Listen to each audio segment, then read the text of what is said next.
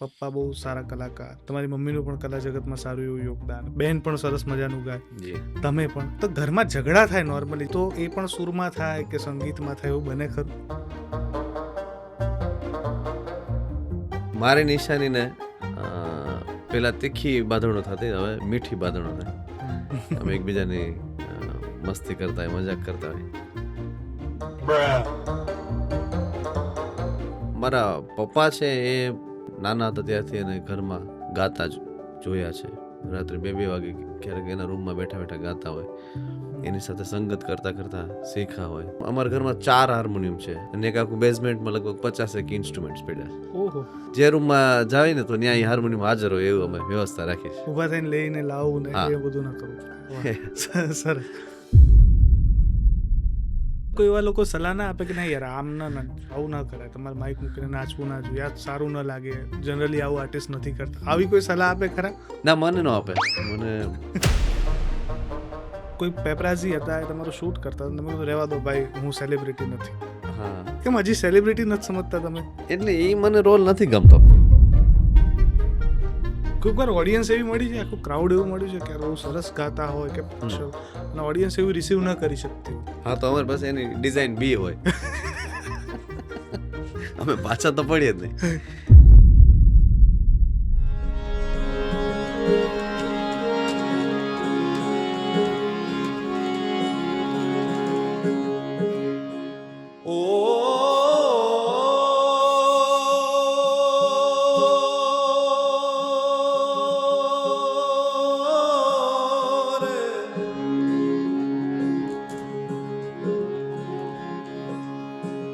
લટકે હાલો રે નંદલાલ, ઓજી રે તારા લટકાનો નથી મોલ.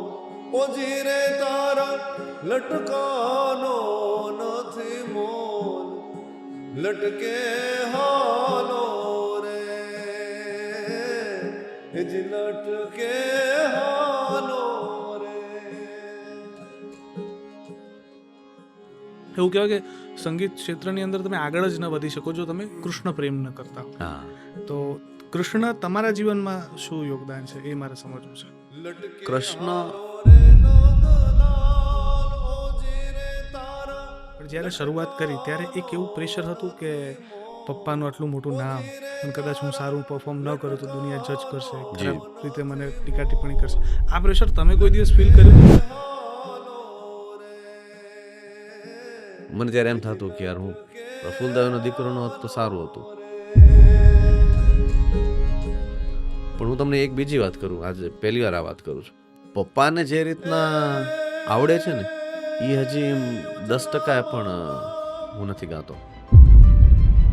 લાગે છે કે આ જન્મમાં શીખી જવા છે એમના જેટલું, એમના જેટલું ટેલેન્ટેડ થવા છે. એટલું નથી શકે, એટલું તો પોસિબલ નથી. હવે આ તમે એક મોટી બેઠક કરીને એક નવું કોન્સેપ્ટ લાવ્યો, તો એવું નક્કી કર્યું છે અંદરથી કંઈક નવું લાવે ને તો એ હાર્દિક દવે જ લાવે.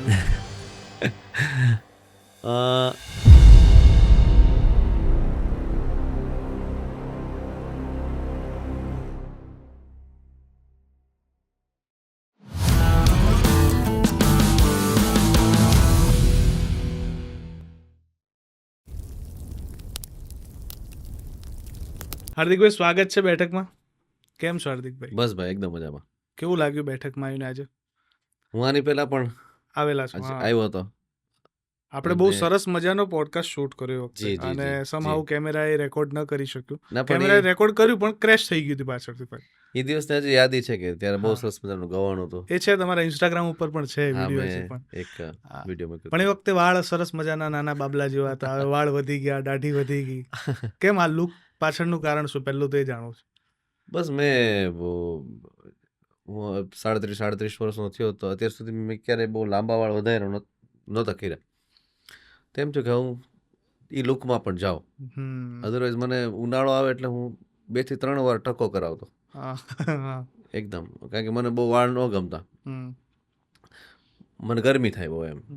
પછી આ વખતે મેં પહેલી વાર વધાર્યું તો મને મજા આવવા માંડી કે ભાઈ હવે થોડું આર્ટિસ્ટ જેવું લાગે છે આમાં. એટલે લુકમાં પણ આર્ટિસ્ટિક ટચ. હા, મજા આવે છે મને અત્યારે તો. પણ ફરક પડે આમ દાઢી વાળ વધારીને તમે ગાતા હોય તો લોકોનું જોવાનું પરસેપ્શન બદલાય એવું તમને લાગે છે ખરું? અ, એવું થતું તો હશે જ તે. હમ. તમે એવું આખું એક ગેટઅપ કરી શકો. તમે એવું બતાવી શકો કે તમે સૂફી છો. સૂફી છો, હા. અને હમણાંના તમારા લુક પણ એવા જ હોય છે બધા. એની પાછળ મારો બતાવવાનો ઈરાદો નથી. ના, પણ ઘણા ખરા એવા લુક સરસ મજાના હોય છે. કેમ કે હું 3 વર્ષ પહેલાનો વિડીયો જોતો હતો ને, એમાં તમે સૂટ પહેરેલો છે અને તમે વગાડી રહ્યા છો. અને હા. હમણાંના કદાચ નવરાત્રી કહો કે હમણાં શિવરાત્રી ગઈ, એ વખતના લુક તમારા જોવા જાય તો એકદમ સૂફી ટાઈપના લુક જોવા મળે છે. એટલે 2-3 ઓલો જે હું એક માથે બાંધવાનું છે તે મને એ નાનપણથી ગમતું. હમ. પછી તે હવે દરેક શોમાં મજા આવે છે. પછી તો હવે તો આને સાચા વાળ વાળ, ઉડે ને એટલે હા, માટે બાંધવાની મજા આવે છે. મજા આવે, હા. અને ઘણી બધી વસ્તુ એવી હોય કે જેમ કે નવશક્તિ નવરાત્રી છે તો એમાં છેલ્લા 2-3 વર્ષથી વ્હાઈટ કુર્તા ખાલી હું પહેરું છું. હમ. ઉપર કાળી કોટી. એ પહેલાં ઘણું બધું હું કોશિશ એવી કરતો કે ડિઝાઇનર સાથે ઓલું કોલેબરેશન કરીને આ ને એ બધું ચેક સુધી ગાવાના જે ઠેકાણા ન હોય ને એ બધી માથાકૂટમાં પડ્યા હોય ને. હમ. પછી મેં કીધું આ બધી વસ્તુમાં નીકળી જાય નીકળી જાય, હા. અને બહુ ધ્યાન આપણે મ્યુઝિકમાં વધારે આપીએ. અને ફરક પડે આ બધી વસ્તુમાં, ઉર્જા ઓછી જાય તો. હા, ઘણો હમ. ફરક પડે. અચ્છા, હવે ઘર તમારું એવું છે ને કે પપ્પા બહુ સારા કલાકાર, જી ભાઈ. તમારી મમ્મીનું પણ કલા જગતમાં સારું એવું યોગદાન, પછી બેન પણ સરસ મજાનું ગાય, જી. તમે પણ. તો ઘરમાં ઝઘડા થાય નોર્મલી, જે સ્વાભાવિક તો ઘરમાં ઝઘડા થાય, તો એ પણ સૂરમાં થાય કે સંગીતમાં થાય, એવું બને ખરું? ઘરમાં મારી નિશાનીને પેલા તીખી બાંધણો થતી, હવે મીઠી બાંધણો થાય. અમે એકબીજાની મસ્તી કરતા હોય, મજાક કરતા હોય. સૂરમાં એવું કહી શકાય કારણ કે મારા પપ્પા છે એ વર્ષોથી અમે નાના હતા ત્યારથી એને ઘરમાં ગાતા જોયા છે. રાત્રે 2-2 વાગે ક્યારેક એના રૂમમાં બેઠા બેઠા ગાતા હોય, એની સાથે સંગત કરતા કરતા શીખા હોય. તો આમ પપ્પાના કારણે એક સંગીતનો એક સતત માહોલ ઘરમાં રહેતો, જે હવે હું વધારે ઘરમાં ગાવાવાળો વ્યક્તિ ખરો કે આખો દિવસ અમારા ઘરમાં 4 હાર્મોનિયમ છે. અચ્છા. અલગ અલગ રૂમમાં. તો ભાઈ જે રૂમમાં ગાવું હોય ત્યાં, તમે અને ગાઈ એક શકો. પિયાનો છે અને એક આખું બેઝમેન્ટમાં લગભગ 50 ઇન્સ્ટ્રુમેન્ટ્સ પડ્યા છે. ઓહો. એટલે જે રૂમમાં જાય ને તો ત્યાં એ હાર્મોનિયમ હાજર હોય એવું અમે વ્યવસ્થા રાખી છે. ઊભા થઈને લઈને લાવવું ને હા. એ બધું ન કરવું પડે. વાહ. સરસ. અચ્છા, પણ મારે છે ને એ પણ સમજવું છે, પહેલી વખત જ્યારે હાર્મોનિયમ હાથમાં લીધું એ ક્ષણ, એ મુમેન્ટ કઈ હતી? યાદ છે આજે કે આ ટાઈમ હતો ને મેં પહેલી વખત હાર્મોનિયમને હાથ અડાડ્યો ને વગાડ્યું?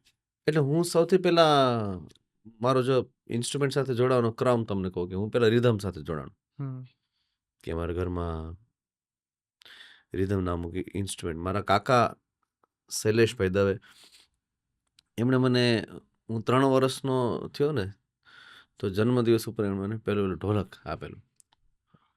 કદાચ મને લાગે છે કે એ પહેલું ઇન્સ્ટ્રુમેન્ટ એ હતું. તો રિધમ સાથે હું પહેલાં જોડાણો 7 વર્ષની ઉંમરે તો પપ્પા સાથે યુએઈની એક ટૂર કરેલી, જેમાં મને માઇક નહોતું આપ્યું, મને ડ્રમ આપ્યું હતું, મારે વગાડવાનું સાથે પપ્પાની યાર નવરાત્રિમાં.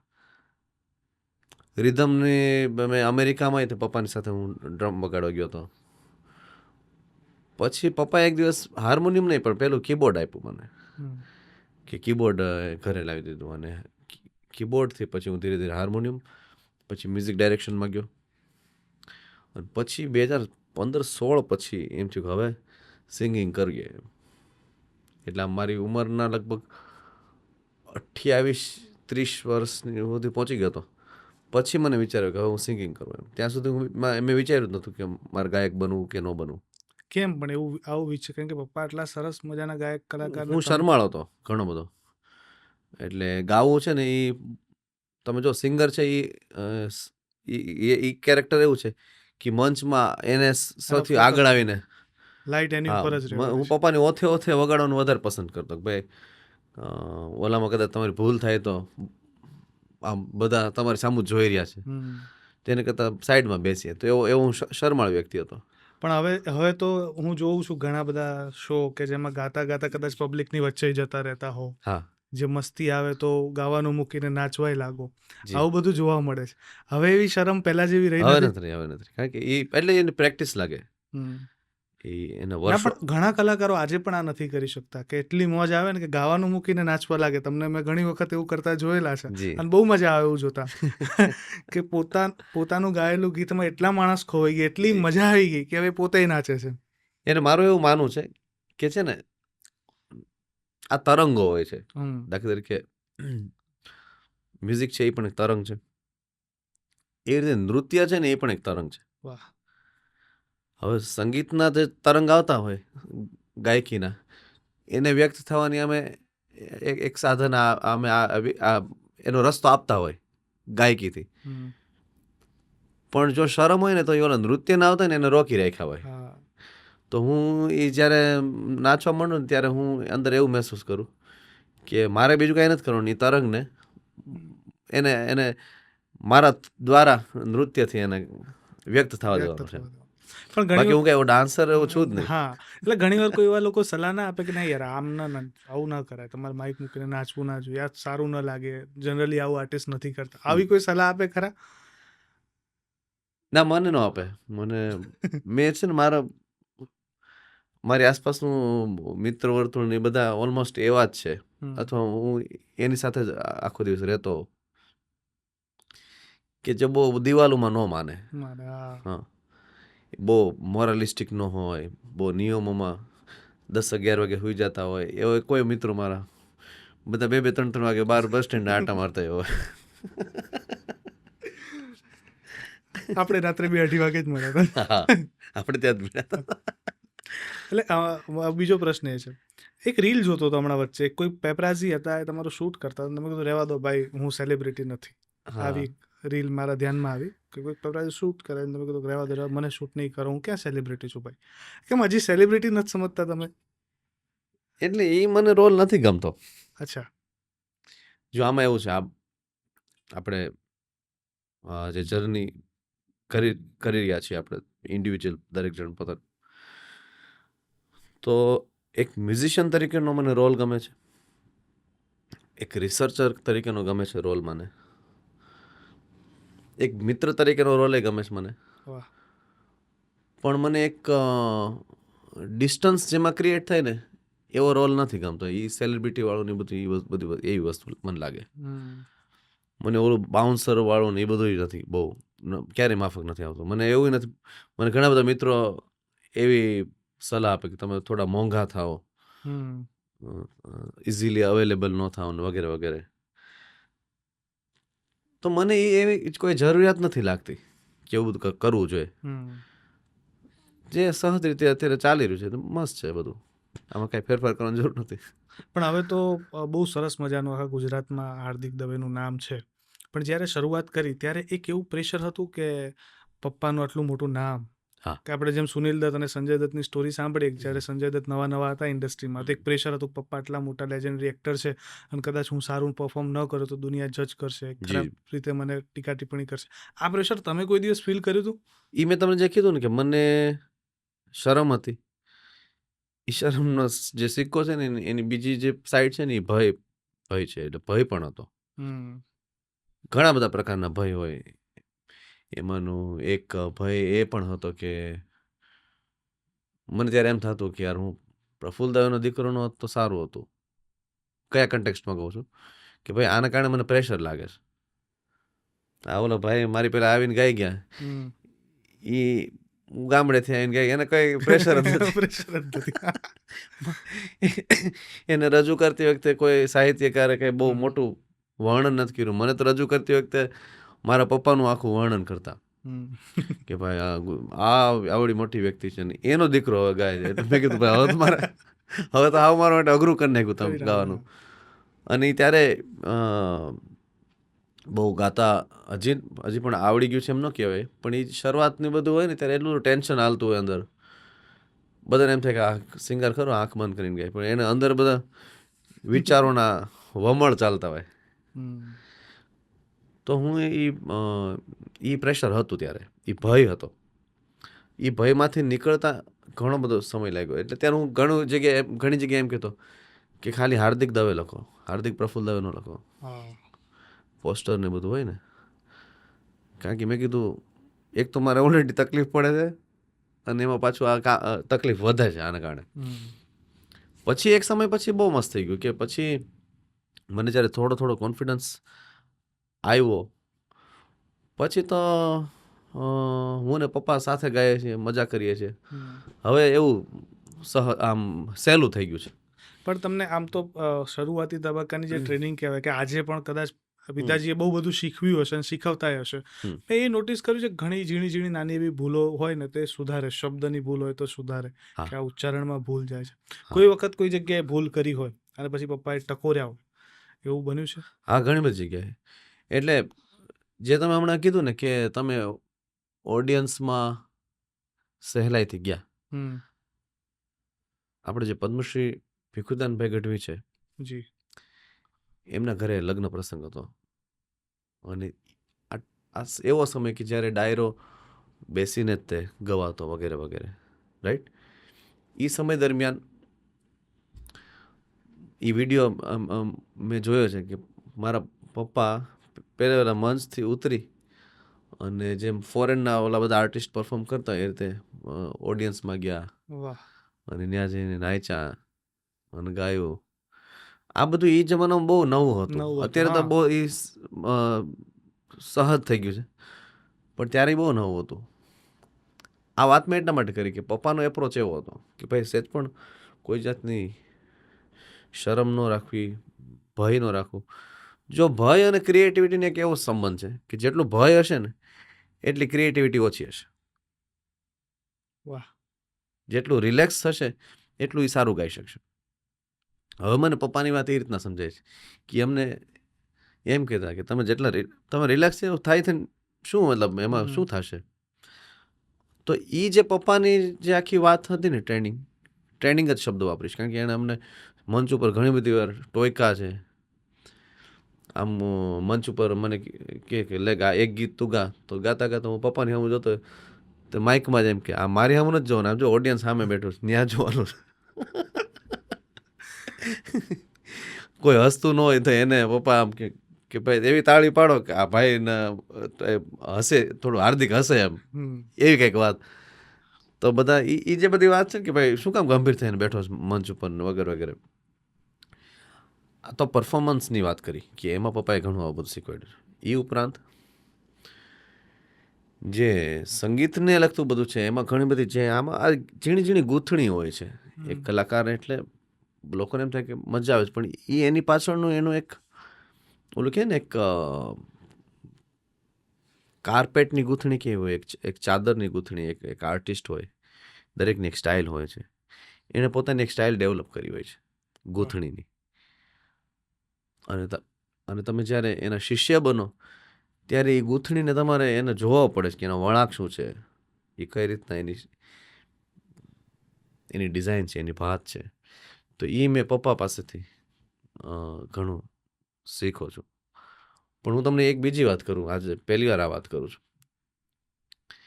કે પપ્પાને જે રીતના આવડે છે ને એ હજી 10% પણ હું નથી ગાતો. એની પાસે જે વ્યાકરણની રીતના રસ્વય દીર્ઘયના ગણિત પણ એને ખબર છે કે કયો શબ્દને કેટલો ગાવો જોઈએ, ક્યાં કયું વજન હોય. એ બધું હજી ઘણું બધું ઉતાવળમાં હું તો ચૂકી જ ગયો છું અને કોશિશ કરું છું હવે સમજવાની. અને લાગે છે કે આ જન્મમાં શીખી જવાશે એમના જેટલું, કે એમના જેટલું ટેલેન્ટેડ થવાશે? એટલું નથી શકે, એટલું તો પોસિબલ નથી. પણ મને એક પ્રશ્ન વચ્ચે થયો હતો કે જ્યારે હવે નવરાત્રિનો સમય હતો કે જ્યાં ઈશાનીબેનને હું પરફોર્મ કરતા જોઉં છું એક અલગ રીતે, તમને એક આખી અલગ નવશક્તિ નવરાત્રિમાં. મને એમ થાય એક ઘરના બે બાળકો, બંનેનો ગાવાની પદ્ધતિ કે જે કહો એ સેમ, પણ બંનેના વિચારો અને એક આખી સિસ્ટમ જુદી. એક જે આપણે અત્યારે જે ચાલી રહ્યા છે એ ગરબા પરંપરામાં ગાઈ રહ્યા છે, અને એક નવશક્તિ જેવું આયોજન કરીને એમાં ગાઈ રહ્યા છે. તો એક જ ઘરમાંથી નીકળેલા બે બાળકની વિચારધારામાં આવો ડિફરન્સ ક્યાંથી આવે છે? એમાં બે નાનપણથી અલગ હતા. ઈશાની નાનપણથી એને ક્યારે ખર્ચા કરવામાં ક્યારે એ પાછી ન વળી, અને મને એમ થતું કે પપ્પાને કહી શકાય કે આપણે આટલો ખર્ચો કરવો. એ અમારી બેને નાનપણથી સ્ટાઇલ જ અલગ હતી. અને એ પ્રમાણે જે અને આ બહુ સહજ જ વાત છે કે ભાઈ 2 બાળક હોય કે 3 હોય કે 4 બધા દરેક વ્યક્તિ પોતાની રીતના ઇન્ડિવિજ્યુઅલ એક આઈડિયોલોજી થી ચાલે. હા એને કઈ ઇન્ફ્લુઅન્સ મળી છે. હવે દાખલા તરીકે હું ઈશાનીને મારા સંદર્ભમાં વાત કરું તો ઈશાનીને પરફોર્મન્સ એને કોન્સર્ટ ટાઈપનું એ વાત બહુ પહેલેથી ગમતી હતી. એને પપ્પાનું જે પરફોર્મન્સવાળું જે સ્વરૂપ હતું એ એને વધારે એણે વહેલું કેચ કર્યું. એટલે મારાથી 5 વર્ષ નાની છે પણ એ મારા પહેલાં એ પ્રોફેશનલ થઈ ગઈ. મારા પહેલાં એ કોમર્શિયલ થઈ ગઈ અને હજી મારા કરતાં એ કોમર્સમાં ને એમાં આગળ જ છે. બીજી એક વાત કરું કે મારા એક મિત્ર બકાભાઈ મેં નિશાની જ્યારે પહેલાં 3-4 પ્રોગ્રામમાં જે ગાયું હતું ને ગરબાનું ત્યારે બકાભાઈ એમ કીધું હતું કે હાર્દિક તું ખાલી ગરબા ગળાથી ગા છે, ઈશાનીનું આખું શરીર ગાય છે. એની કે આ સેમ વાત પ્રફુલ્લ દવેમાં હતી કે હવે હું નૃત્ય કરું છું, આ તો હું ત્યારની વાત કરું છું કે એ કે આ જે છે ને વાત એ કે એ સંપૂર્ણતાથી ગાય છે નૃત્યની વાતને ગરબાને. તો ઈશાનીની ડિઝાઇન પહેલેથી એવી હતી. પપ્પાની જે પરફોર્મન્સવાળી જે રીત હતી એને એ બહુ સરસ રીતના આગળ લઈ ગઈ. પણ મારી રીત અલગ હતી. મને થોડી ભજનવાળી વાત વધારે ગમતી હતી પપ્પાની. પપ્પા લોકગીતે ગાતા અને ભજન પણ ગાતા. તો ભજનવાળી વાત છે ને એ મને વધારે મેં એ કેચ કરી. મેં દિવસોના દિવસો એની સાથે બેસીને ભજન બધા રેકોર્ડ કર્યા, આ તે વગેરે વગેરે. બીજું કે અમારે માધુપુરમાં આશ્રમ છે, ત્યાં મારે વધારે રહેવાનું થયું. તો ઘણી વાર આ બધી ઇન્ફ્લુઅન્સ તમારે આખા જીવનના કન્સેપ્ટ જ ચેન્જ કરી નાખે. સ્વાભાવિક. જેમ કે ઓશો જી ઓલું કે ને કે life before Osho, life after Osho. ઓશોને વાંચ્યા પછી તમે કઈ પછી આખું પાછળનું ચેન્જ થઈ જાય, તમારો એપ્રોચ ચેન્જ થઈ જાય. તો આ મને રીઝન લાગી રહ્યું છે થોડું. તમે બહુ સરસ મજાની વાત કરી કે તમે ભજનથી વધારે આકર્ષાયા, કે ભજન ઉપર તમારો પહેલો અને પ્રગાઢ પ્રેમ રહ્યો. જી ભાઈ. તો વાત આટલી સરસ છે તો એક ભજન તમને ગમતું કદાચ અત્યારે લઈ શકાય એકાદ કડી. ચોક્કસ.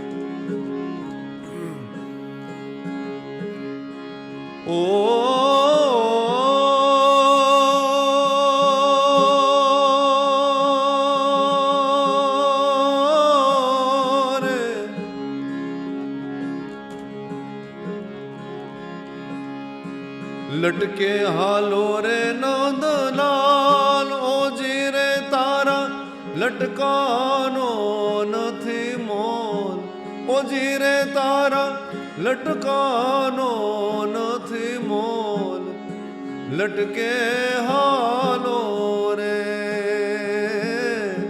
જ લટકે હાલો રે.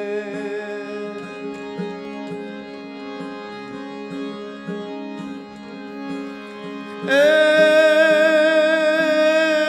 ઉજળા મંગાવું રૂડા ચોખલાને,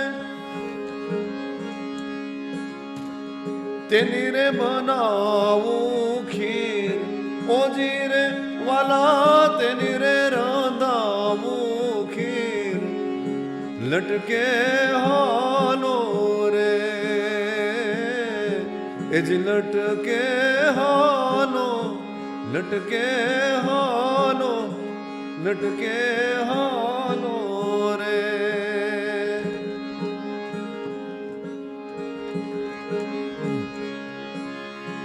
પ્રથમ જમાડું પીયું પાતળો ને,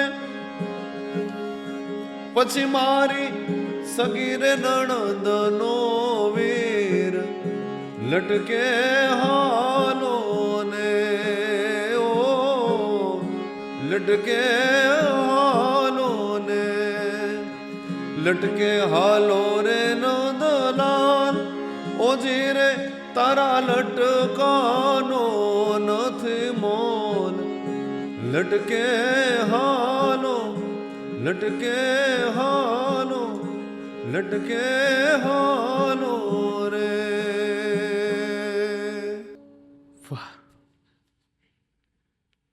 ખૂબ સુંદર. આ પહેલી વખત ગાયું એવું છે? વાહ, બહુ અદ્ભુત.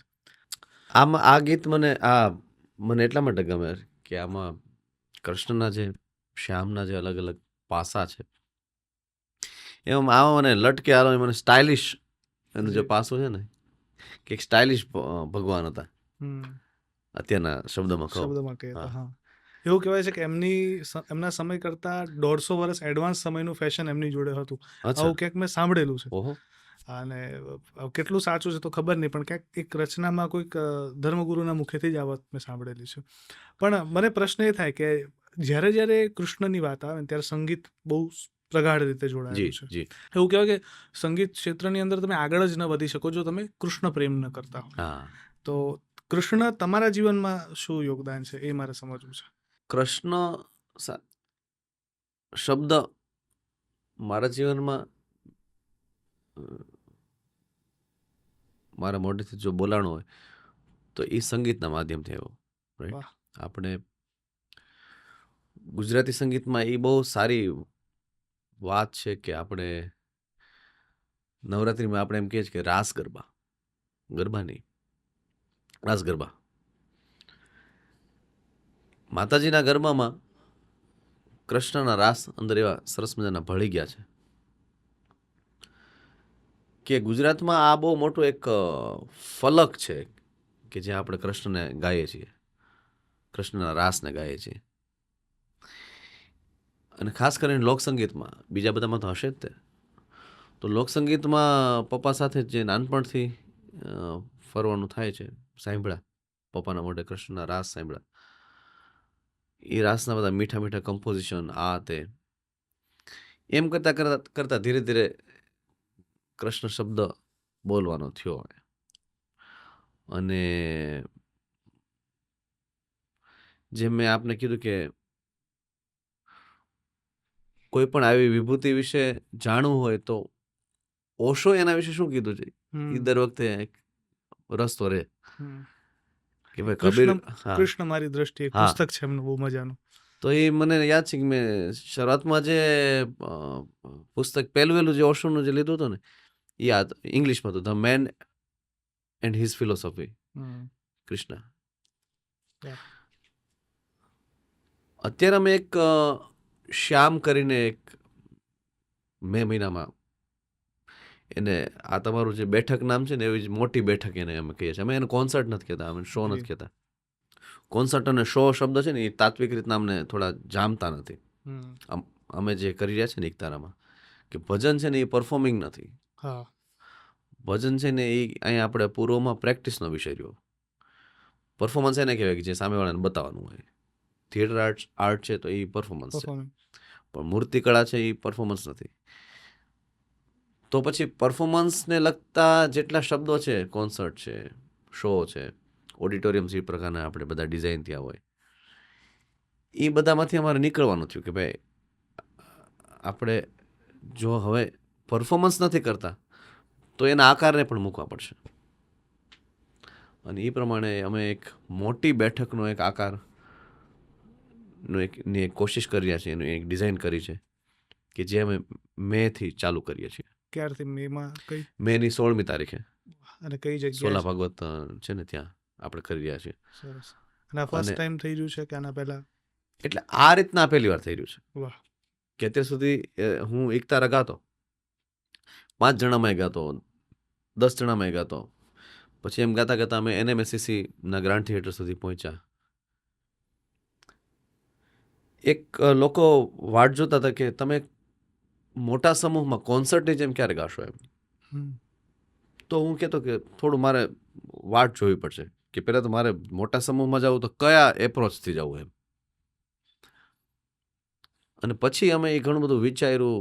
લગભગ છેલ્લા 7-8 મહિનાથી એના આકાર ઉપર વિચારી રહ્યા છે, કયા પોસ્ચરમાં સામે બેસશે એના ઉપર પણ અમે વિચાર્યું કે બેઠક એને કીધી કે પલોઠી વાળીને બેસે, તો અમે ચેર નથી રાખવાના.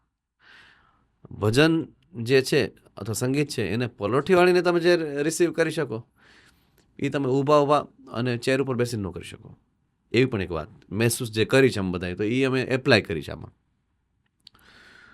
તો આ બધા નાના નાના મુદ્દા ઉપર કામ કરતાં કરતાં અમે 16મી મે શ્યામને હવે એક નવી બેઠકના સ્વરૂપમાં, નવા આકારમાં, નવા રંગરૂપ સાથે રાખી રહ્યા છે. ખૂબ સરસ. એવું નક્કી કર્યું છે કે કંઈક નવું લાવું સંગીત ક્ષેત્રની અંદર, તો એ હાર્દિક દવે જ લાવશે ગુજરાતમાં તો. કારણ કે નવરાત્રિ ઘણા વર્ષોથી થતી પાર્ટી પ્લોટમાં અને ક્લબમાં અમે જતા, એન્જોય કરતા. નવશક્તિ જ્યારથી આવી ત્યારથી બીજે જવાની હવે ઈચ્છા મને વ્યક્તિગત રૂપે ઓછી થાય છે. પછી એના પછીની વાત આવે કે હમણાં શિવરાત્રિ ગઈ, એનું એક અદ્ભુત અને સરસ આયોજન. આવું આયોજન કદાચ માણવું હોય તો તમારે ગુજરાતની અંદર તો સંભવ નહોતું, એટલે તમારે ઈશા યોગ કેન્દ્રમાં જે થતું સદગુરુ દ્વારા ત્યાં જવું પડે. જે આ વખતે ગુજરાતમાં પણ કંઈક એવું આયોજન એટલું જ મજાનું જોવા મળ્યું, અને આપણી સંસ્કૃતિને, આપણા ભજનોને, આપણા રિધમ સાથેની. જી ભાઈ. હવે આ તમે એક મોટી બેઠક કરીને એક નવું કોન્સેપ્ટ લાવ્યો, તો એવું નક્કી કર્યું છે અંદરથી કંઈક નવું લાવે ને તો એ હાર્દિક દવે જ લાવે એવું? કદાચ એ મને નાનપણથી એક વાત અંદર એવી પડી, તો આમ હવે જ્યારે હું જોઉં છું ને ત્યારે મને એવું લાગે કે અંદર એક આમ એવું થતું કે ભાઈ આપણે જો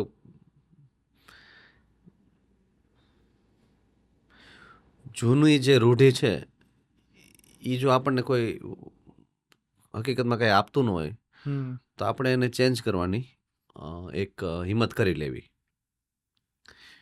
તો એ શરમાળ જે હાર્દિક હતો એમાંથી હવે ધીરે ધીરે એ પરફોર્મન્સ કરવા માંડ્યો.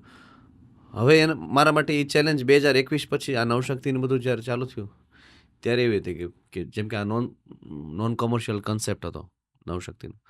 શરૂઆતના 2-3 વર્ષ તો અમને ખબર જ નહોતી કે આ બધું કઈ રીતનું થશે કે નહીં, એ નહોતી ખબર. એ સૌરાષ્ટ્રમાં ઓલા બધા અન્નક્ષેત્ર ચાલતા હોય એવો કંઈક કન્સેપ્ટ હતો, અને એમ એ અહીંયા થશે કે નહીં એમ. તો પછી જ્યારે એક વસ્તુ થઈ જાય ને પછી તમને એમ થાય કે હવે બીજું પણ થશે, હવે તો હિંમત કરવાની છે. પછી તમને એ જ મજા આવવા માંડે. એવી રીતના મને જ્યારે મેં કોન્સર્ટ ટાઈપમાં, અને બીજું આ અસંતોષમાંથી આવે, તો મેં જ્યારે ઘણા બધા આમાં જે તમે જે કહો છો કે આટલા ફેરફાર, તો ક્યાંક મને અસંતોષ થતો હતો. તો એનો પછી વિકલ્પ ગોઈતો કે જો આનો સાચો વિકલ્પ આ હોય તો પછી એને આપણે હિંમત કરીને મૂકીએ એમ. અને આમ એક રીતના કલાકારની યાત્રા ભયમાંથી મુક્ત થાય એવી પણ હોય એવું કહે છે ગુરુ. તો ધીરે ધીરે એ કરવી જોઈએ, થોડી હળી કરવી જોઈએ, થોડી હિંમત કરવી જોઈએ. પણ આજકાલ છે ને યુવાનો જે પણ સંગીતની અંદરના કોન્સર્ટ હોય કે આવા કોઈ નવરાત્રિ હોય કે એની અંદર આવે ને, તો ઇન્સ્ટાગ્રામની રીલ બનાવવા માટેનો પણ એક હેતુ હોય છે. હા. તો તમને લાગે છે કે આ ઇન્સ્ટાગ્રામની દુનિયામાં, રીલ્સ બનાવવાની દુનિયામાં આ લોકો સાચું સંગીત કે એ વખતે સાચું જે પીરસા છે ને મિસ કરી રહ્યા છે રેકોર્ડ કરવાના ચક્કરમાં?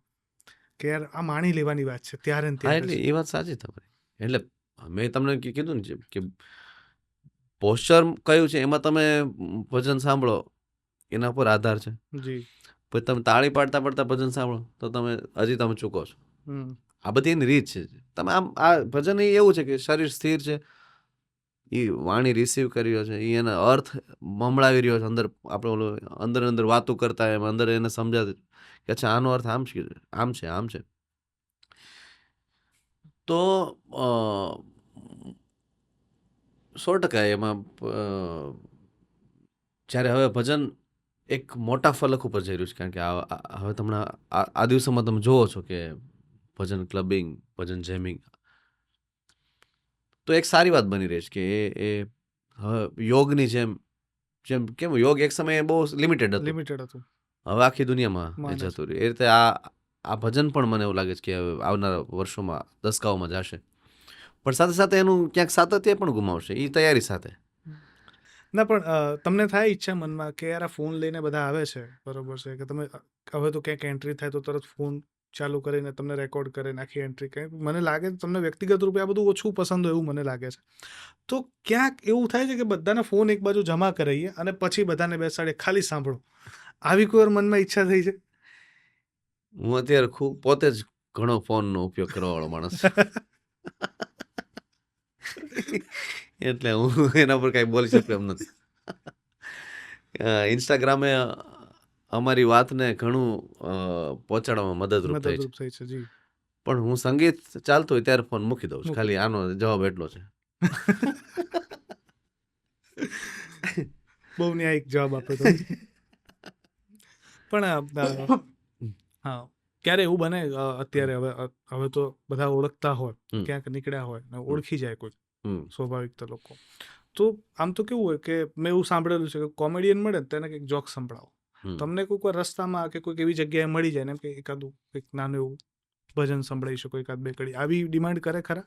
અને ત્યાં મૂંઝાવ કે યાર અહીંયા હવે કઈ રીતના ગઈ શકાય, આવું એવું થાય કે યાર માહોલ જોઈએ એવું? ના હું ગાઉં, મને મજા આવે. અચ્છા. હું તો કોઈ પણ પરિસ્થિતિ, હમણાં હું ને મિતભાઈ ને બધા અમે ગીરમાં ગયા હતા એક જગ્યાએ ગાવા, તો રાત્રે લગભગ 4-5 કલાક ગાયું. પછી સવારે ઉઠીને જ્યારે અમે છૂટા પડતા ત્યારે બધા કે હજી અમારે ગંગા સતીને એક ગીત સાંભળવું ને, ઓલો હોટલની એક જગ્યા એટલો બધો અવાજ આવતો હતો. તો મેં કીધું વાંધો નહીં, ગંગા સતી તમારે અહીંયા સાંભળવું છે ભીડમાં, તો મને વાંધો નહીં. પછી મેં ગાઈને એને સંભળાવ્યું હતું. ના પણ આમાં કેવું થાય કે હવે લોકો આ તમે કહી દીધું ને એટલે વધારે જો કોઈક મળશે ને તો ઊભા રાખીને કહેશે એક બે કડી.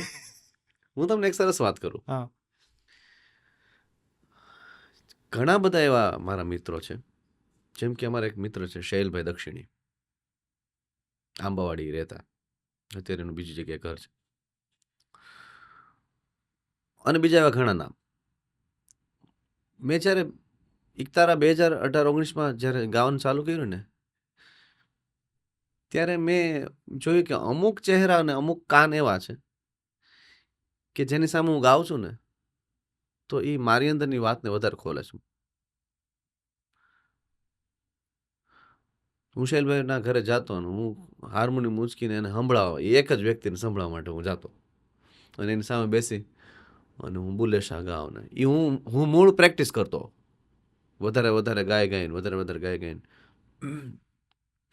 તો મને હંમેશા એ ગમ્યું છે કે નવું કોઈ વ્યક્તિ મને એકાદું જાણ્યું કે ને કે મારા માટે ગાવ ને તો હું ગાઉં, અને પછી મને બીજી જ કડી એમ ખ્યાલ આવે ને કે આ કાંઈ બહુ રિસીવ નથી કરી. ના મારી અંદર કાંઈ બહુ વાત નથી બનાવી રહી. પછી હળવેકથી હું એમાંથી છટકી જાઉં. કોઈક વાર ઓડિયન્સ એવી મળી છે, આખું ક્રાઉડ એવું મળ્યું છે કે યાર બહુ સરસ ગાતા હોય કે અને ઓડિયન્સ એવું રિસીવ ન કરી શકતી હોય? હા, તો અમારી પાસે એની ડિઝાઇન બી હોય. અમે પાછા તો પડીએ જ નહીં. અમને ખબર કે ભાઈ નાચવું છે આજે, એને કઈ બહુ કઈ ગંભીર વાત ની કઈ બહુ જરૂર નથી. ઓડિયન્સ પ્રમાણે તમારી ગાયકી બદલાઈ છે. હા, ચોક્કસ બદલાય. પણ ક્યારેક કોઈ સ્ટેજ શોમાં કેવું બન્યું, કોઈ એવી ઘટના બની હોય તમે 2 મિનિટ માટે સ્તબ્ધ થઈ ગયો કે યાર આવું કઈ રીતના બની શકે, એવો કોઈ કિસ્સો છે કે આ ઘટના બનીને હવે અટકી ગયા, 2 સેકન્ડ માટે તો પોઝ લઈ લીધો કે હવે કરવું શું, એમ આવો મૂંઝારો આવ્યો છે કોઈ વખત? મારે ઘણી વાર એવું બન્યું છે. અવાજ મારો કંઈક મેં આગળ બહુ કલાકો ગાયું હોય એને કારણે બેસી ગયો ને એમ થાય કે આ ચાલવાનો જ નથી અવાજ. હમણાં બરોડા એવું થયું હતું કે હું ગાવા બેઠો ને ત્યારે મને ખબર પડી કે અચ્છા કે મારા અત્યારે પગ ચાલી જ નથી ને મારે દોડવાનું છે. મને એ જે બળ પડતું હતું કે એક બાજુ મારે એક્ટિંગ કરવાની હતી કે મને કાંઈ વાંધો, મને કાંઈ થયું જ નથી, અને અંદર હું મહેનત કરું કે આ કોઈ રીતના સ્વરપેટી ખુલે. તો એવા ઘણી વાર એવા કિસ્સા બનતા હોય કે જ્યાં તમારે અવાજ કંઈક બેસી ગયો આવ્યો. પછી એ દિવસે કંઈક એવું થયું હતું, અચાનક કૃષ્ણ કે શિવની કોઈ એક સ્તુતિ હતી, ત્યાંથી અવાજ કંઈક ખુલી ગયો ને પછી તો આખા બધા નાચવા માંડ્યા. હું ભૂલી ગયો કે મારો અવાજ બંધ હતો આજે. અને એ એવું થયું હતું એ દિવસે. આ એક ચમત્કારી ઘટના, કૃષ્ણની સ્તુતિ હતી જી, અને પછી થયું હતું. આ એક ચમત્કારી ઘટના તરીકે આપણે ગણી શકીએ. ના, કંઈક સ્વરપેટીમાં કંઈક થોડું વધારે ગરમ થઈ છે તો ખુલી ગયા છે. હું છે ને મને એ બધું ચમત્કાર વાળી વાત હું થોડું ઓછો જાતો હોઉં છું. હા, પણ મેં પછી કીધું હતું કે કૃષ્ણનું નામ લીધું અને ખુલી ગઈ. હા. પણ મારો એવો વધારે એપ્રોચ એવો હોય છે કે સાયન્ટિફિક રીતના આને સમજીએ. સમજીએ. જી, બરાબર છે. એક વાત છે, કદાચ આ તો તમે કીધું કે કૃષ્ણ વિશેની એક કડી ગાઈને મારો અવાજ ખુલી ગયો. કદાચ બને એવું કોઈક વાર, હમ. આ ખાલી કલ્પનાની વિષય વસ્તુની વાત છે. એક વિચાર અત્યારે જ આવ્યો વાતમાં કે બને કે ભગવાન શ્રી કૃષ્ણ પહેલી હરોળમાં બેઠા હોય, તમારું જ્યારે પરફોર્મન્સ હોય, અને એમને એમના માટે ગઈને સંભળાવવું હોય, તમને ખબર છે કે સામે બેઠેલો કૃષ્ણ છે, કદાચ અશક્ય કે ન બની શકે એવી ઘટના છે, પણ કદાચ આ કલ્પનાની વાતમાં લઈએ અને ગાવું હોય તો તમે શું ગાઓ? વાહ, જરૂર સંભળાવો.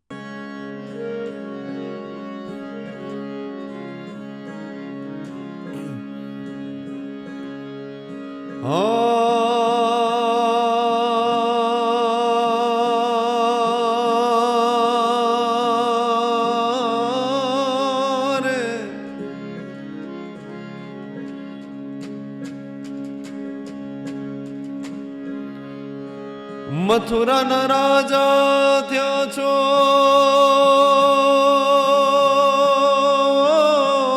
રે, ગોવાળો ને ભૂલી ગયા છો રે, હે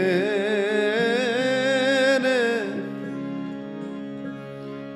ગાયું ને સંભાળી ગયા છો રે,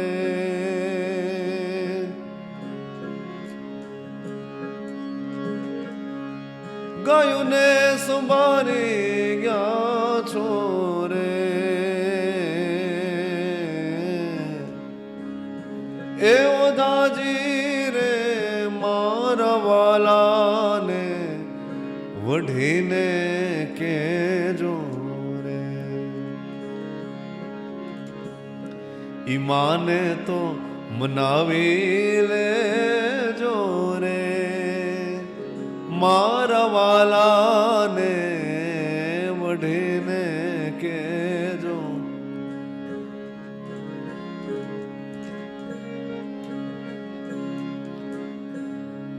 એમાં ઘણા બધા અંતરા છે, એમાંનો મારો પ્રિય અંતરા આ મને આ લાગે છે.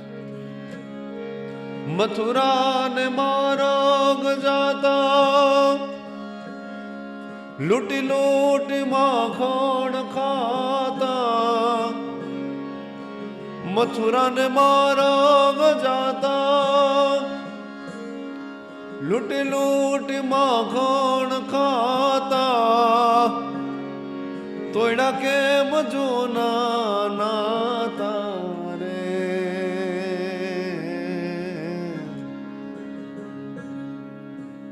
આ મને પંક્તિ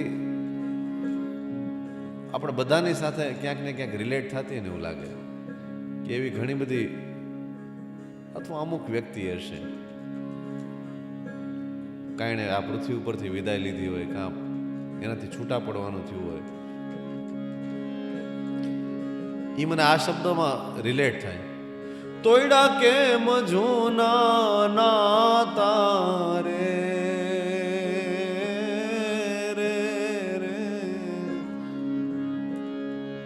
એ જે મારા વાલાને વઢીને કેજો.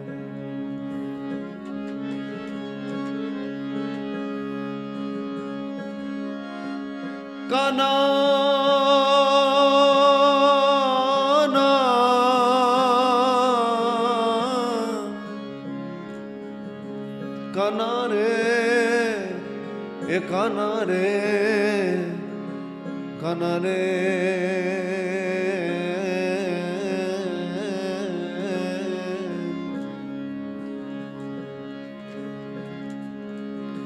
મારા વાલાને વઢીને કેજો.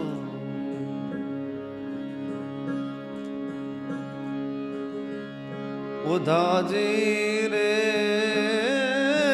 રે મારા વાલાને વઢીને કેજો. કાના કાના રે રે સાંભળ્યા રંગ રસિયા મુરલીધર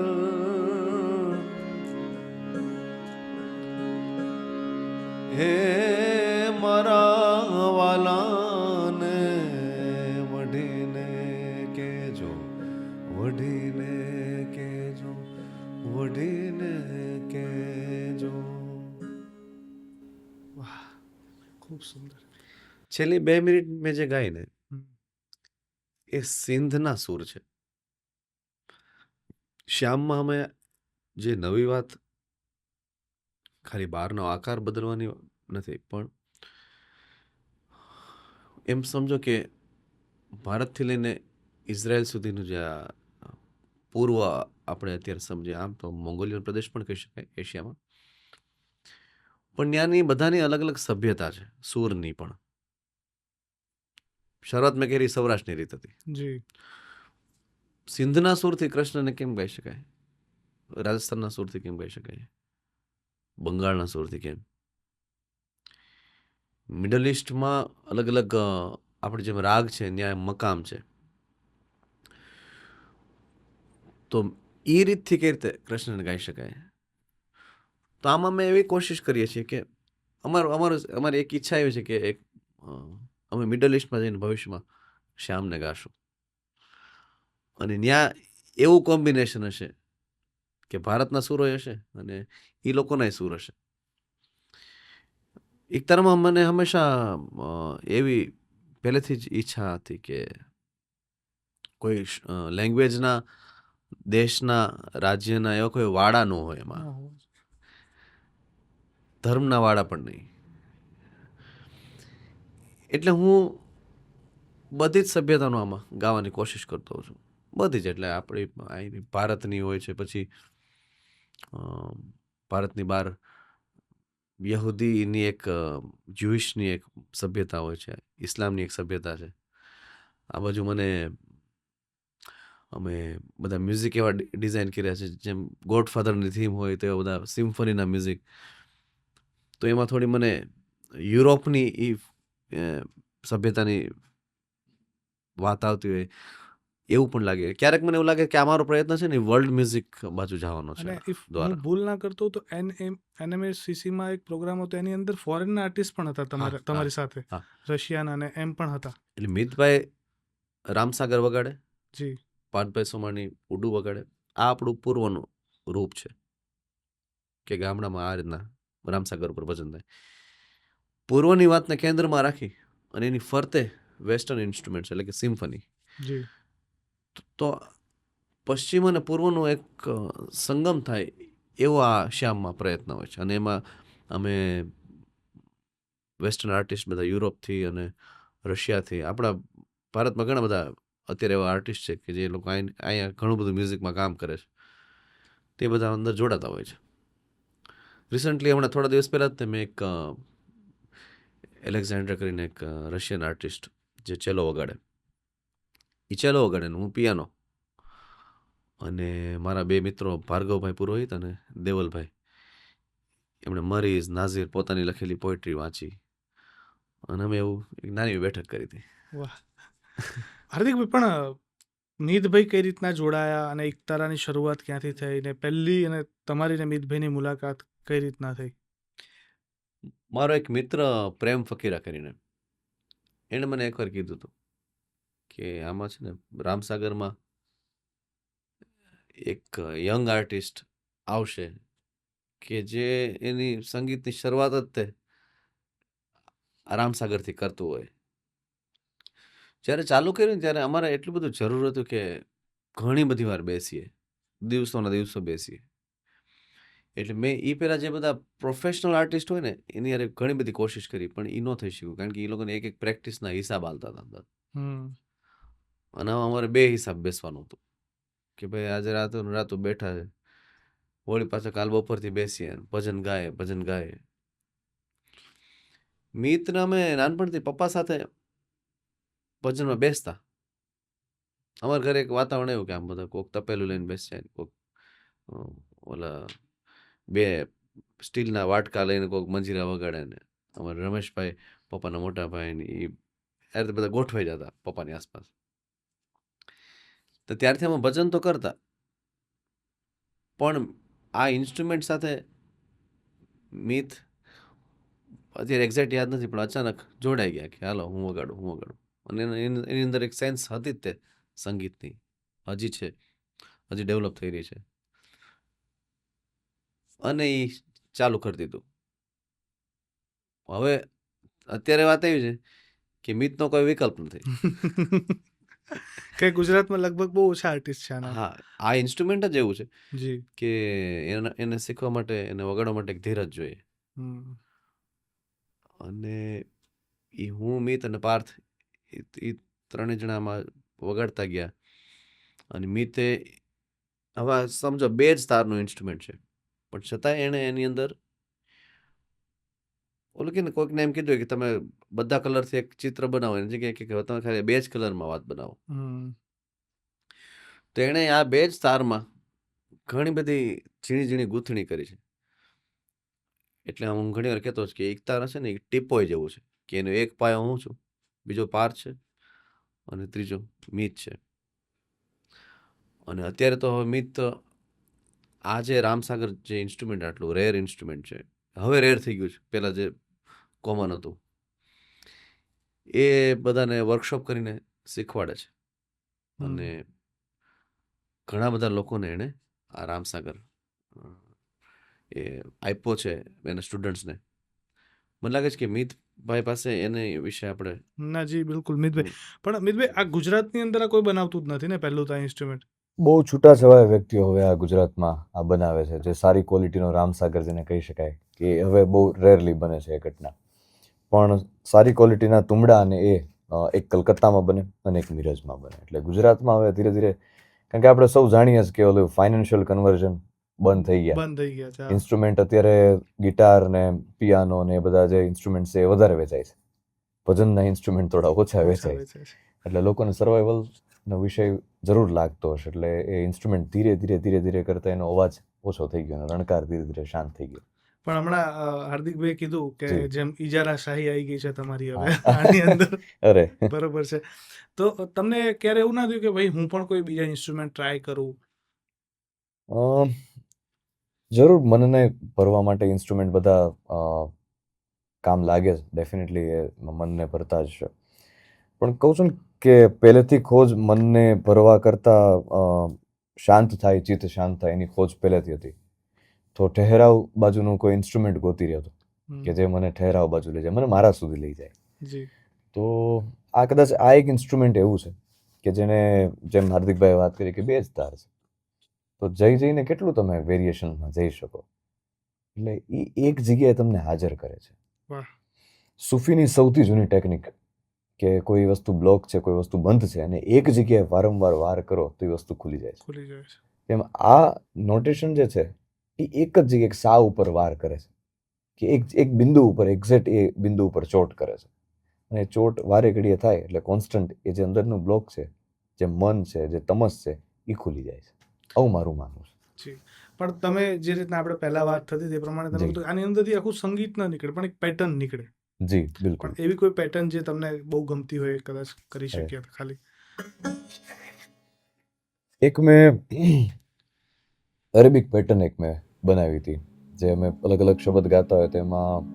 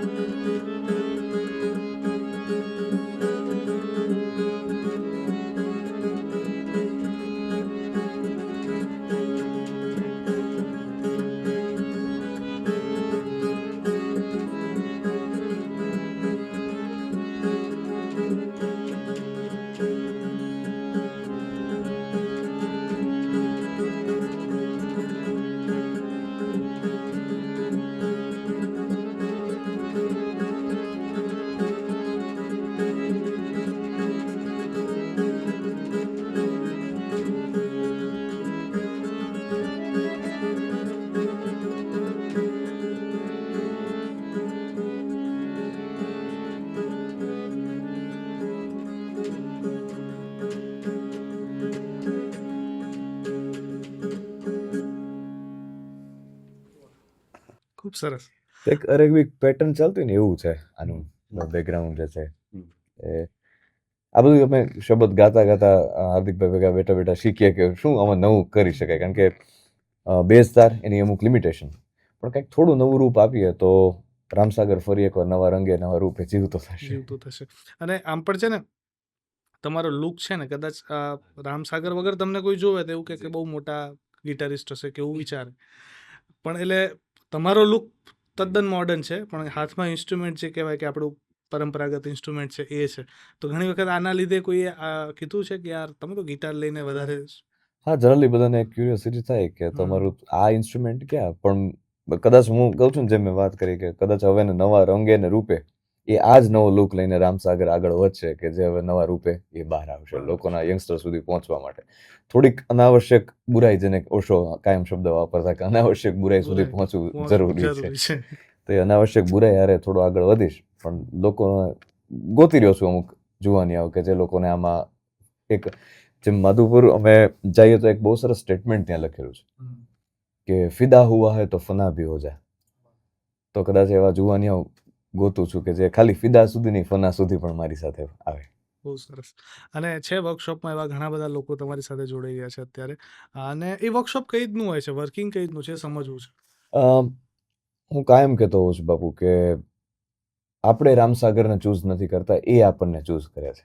આપણા ચૂઝ કરે રામસાગર નથી, જેમ એણે મને ગોતી લીધો. તો 4 દિવસનો વર્કશોપ હોય, એમાં હું લોકોને ઇન્સ્ટ્રુમેન્ટ શીખવાડું છું. ઇન્સ્ટ્રુમેન્ટ શીખવું એ તો બહુ ગહેરી સાધના છે.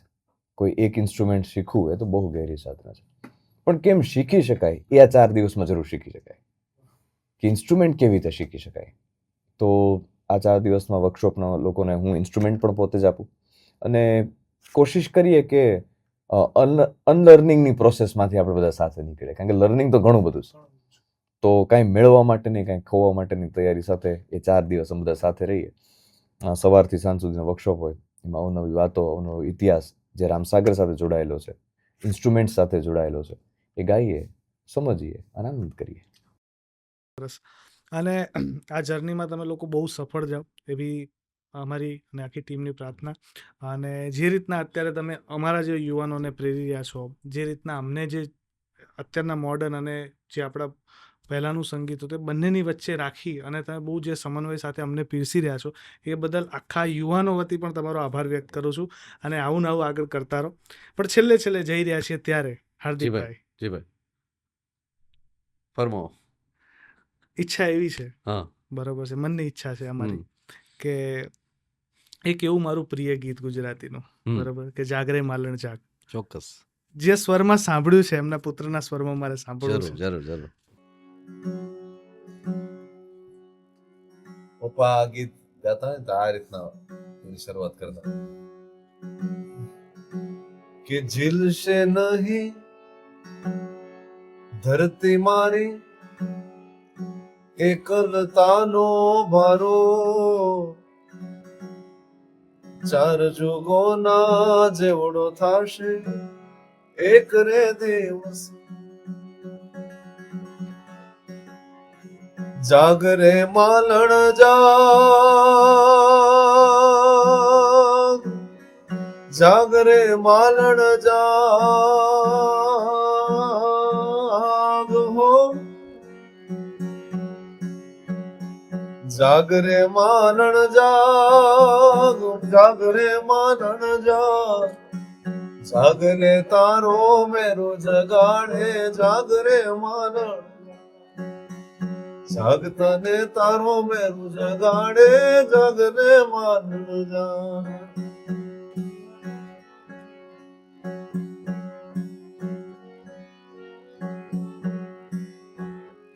મારા એક મિત્ર છે અનિરુદ્ધભાઈ આહિર, નવશક્તિ અમે અમદાવાદમાં કરી 3-4 વર્ષ. હવે ઈચ્છા એવી છે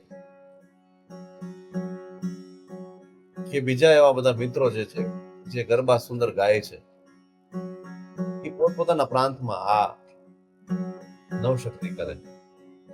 અનિરુદ્ધભાઈ એવી તૈયારી બતાવી કચ્છમાં નવશક્તિ કરીશ.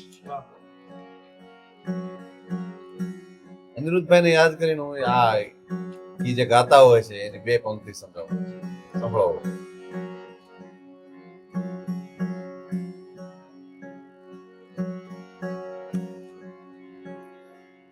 એ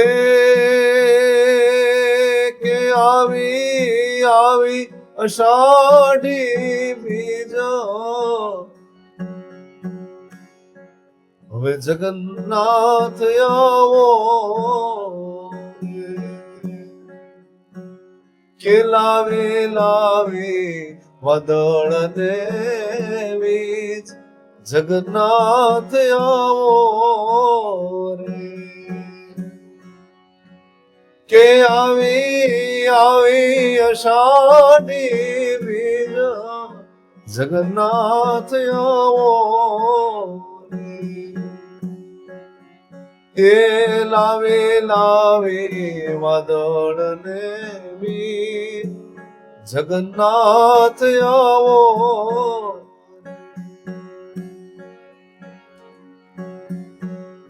એવા એક બીજા મિત્ર માલદેવભાઈ આહિર ઉપલેટામાં રહે.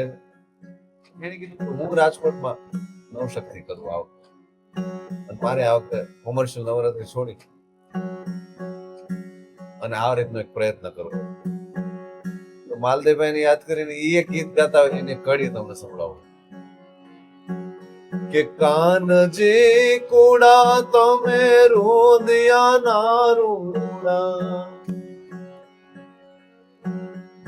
કાનજી કુડા તમે રોદિયા ના રૂડા, કાનજી કુડા તમે હૃદયા ના રૂડા, એ મોહન મુરલી વાણા રે, એવા મોહન મુરલી વાણા રે. એ મારા કાનજી ગોરા, એ મારા કાનજી ગોરા, કાનજી કોડા તમે રોદિયા ના રોડા, મોહન મુરલી વાણા, મુરલી વાણા રે.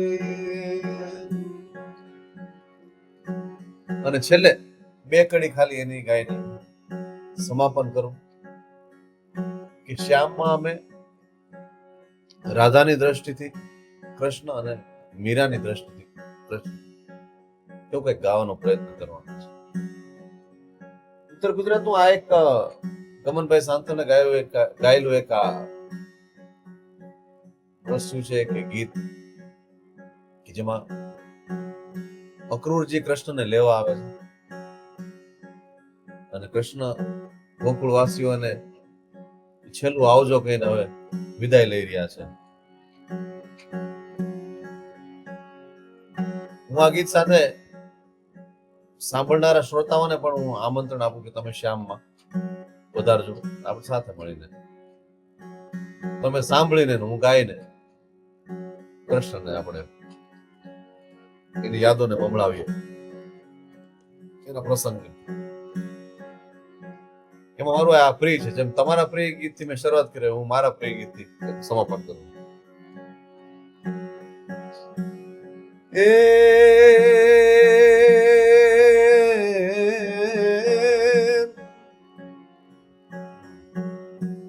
સરસ્વતી માં શારદા ગણપત લાગુ પા,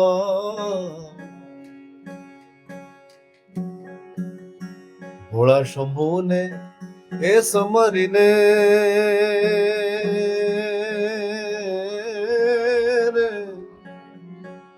એ મારી જીભ લડી જશ ગાવે રે, એ મારી જીભ લડી જશ ગાવે રે, એ ગોકુળના ગિરધારી વેલાયા મોન તમે શીદ દવસો ગોકુળિયો મેલીને મારા બાળા કોણાના બેલી રે, શેદ જોશું ગોકુળીઓ મેલીને.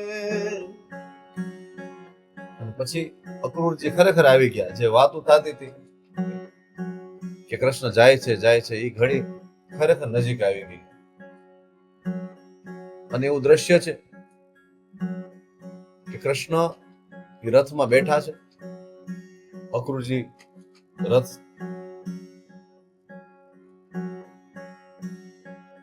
ચલાવી રહ્યા છે. જાણે છેલ્લી મિનિટ હોય એમ બધાને આવજો કહેવા માટે ખાલી ગોકુળવાસીઓ આસપાસ બધા ગોઠવાઈ ગયા છે. બધાની આંખમાં આંસુ છે.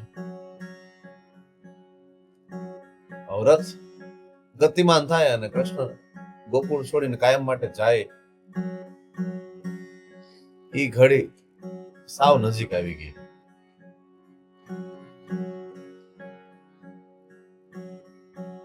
કૃષ્ણ માટે અહીંયા શબ્દ વાપરવામાં આવ્યો છે રવિ. રવિ એટલે સૂરજ. શ્યામમાં અમે કૃષ્ણનો જન્મ થયો તો રવિનો ઉદય થયો. ત્યાંથી ચાલુ કરશું, જાગને જાદવાથી શરૂઆત કરશું. પણ કૃષ્ણ જ્યારે ગોકુળ છોડીને ગયા એટલે સૂર્યાસ્ત થયો. ત્યાં સુધીના ગીતો અમે ગાવાની કોશિશ કરી. રાધાની જે દ્રષ્ટિ છે. અક્રૂર આવ્યા હરિને તેડવા,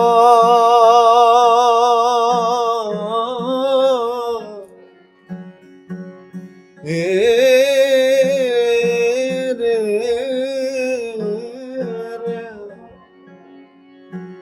કના રે રે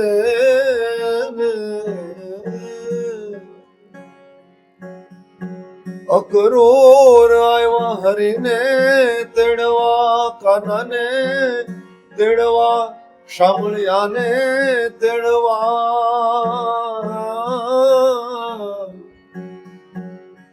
છૂટા છે નંદના રથ, ગોપીઓ સૌ એ ટોળે વળ્યા. ઓ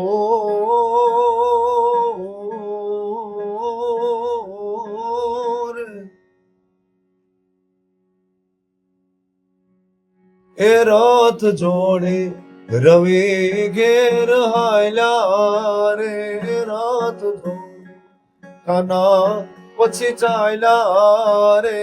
રથ જોડે રવિ ઘેર હાલ્યા રે. એ કાના તમે છો બાળપણાના બેલી, એ સિદ્ધ થશે આ ગોકુળીઓ મેલી. એ સિદ્ધ જોશું ગોકુળીઓ મેલી. એ ગોકુળના ગિરધારી વેલા આવો રે, કે મારે એક સંદેશડો કેવો રે.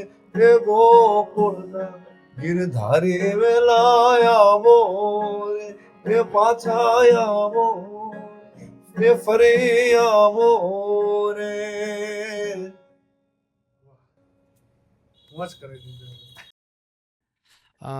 હાર્દિકભાઈ ખૂબ મજા આવી અને થેન્ક યુ સો મચ કે તમે બેઠકમાં જોડાયા અને આવી જ રીતે આપણે આગળ પણ મળતા રહીશું અને આવી જ બેઠક કરતા રહીશું. ચોક્કસ ભાઈ. હવે એક મોટી બેઠક તમે કરો છો જી ભાઈ. એટલે એમાં પણ ખૂબ સફળતા મળે અને વધારે બેઠકનું શ્યામમાં. નામ ખૂબ વધે એવી પરમાત્માને પ્રાર્થના. થેન્ક યુ ભાઈ. Thank you. Thank you.